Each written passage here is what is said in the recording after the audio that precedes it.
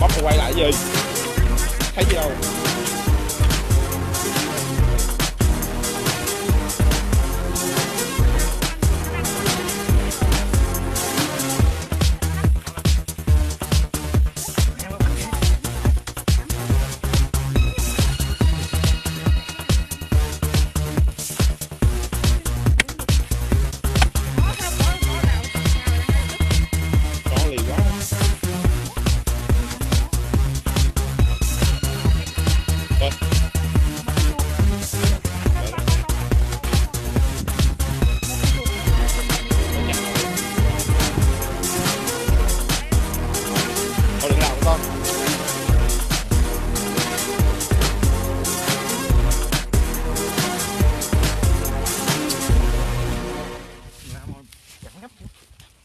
Phồn ghê á, nó đánh thôi. Cái nào đó.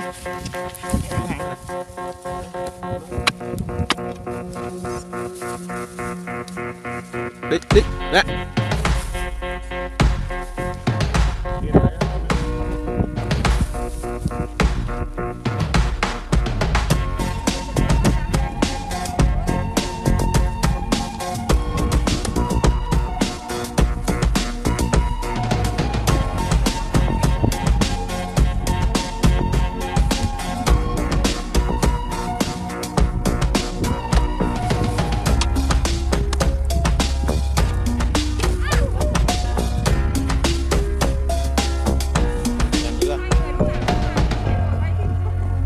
Con điện thoại quay nè, con điện thoại quay nè, Tôi quánh cái gì vậy? gì bắn cho.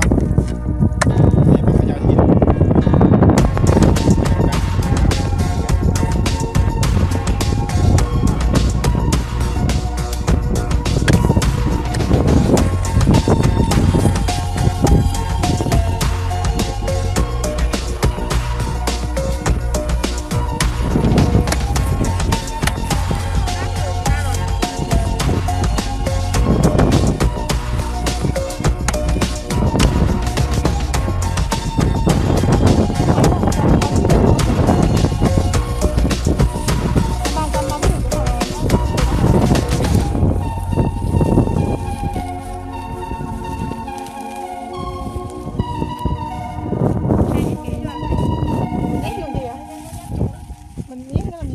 Chú ra chạy một đường thôi, nó chạy cũng hay ra.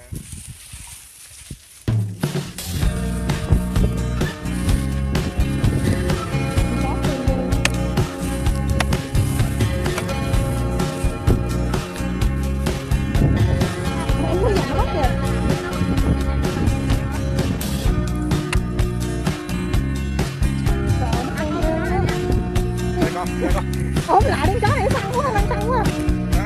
Đầu nó mỏ giờ. Ôi nắm đuôi nó.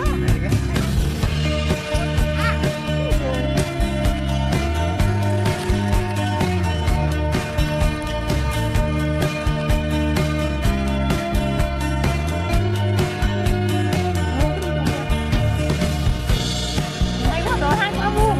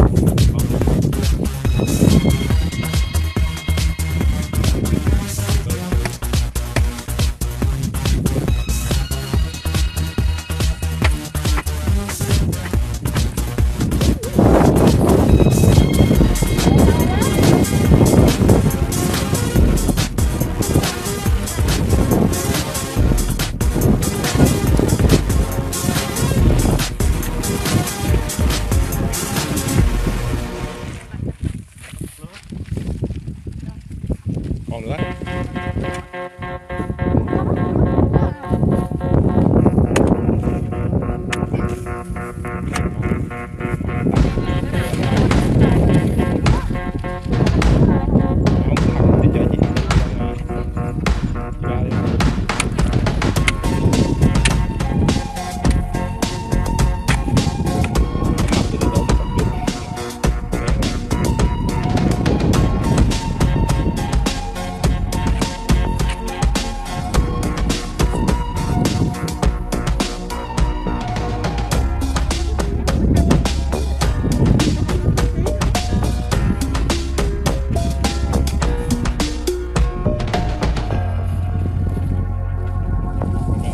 Thôi nữa thôi, lưỡi bẩn rồi.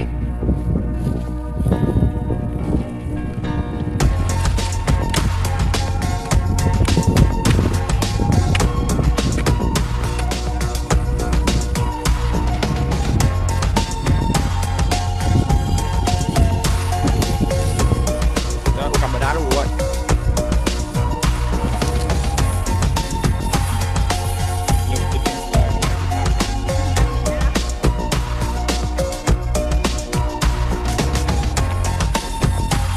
Với này bắt chịu chuột của anh ba, con ba kiếm ai nhặt chuột rồi bàn số bán nhiều tiền lắm á.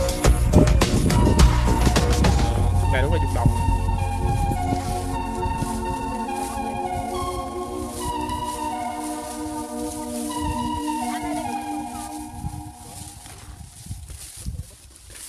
Đúng cái nào bích kìa, đúng không bích nó chui ra.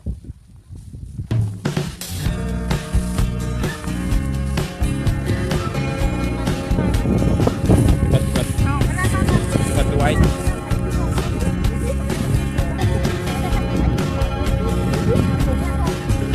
trả lời nó lạnh quá, trả lời nó không giống mà là phóng sự đưa lên phim á.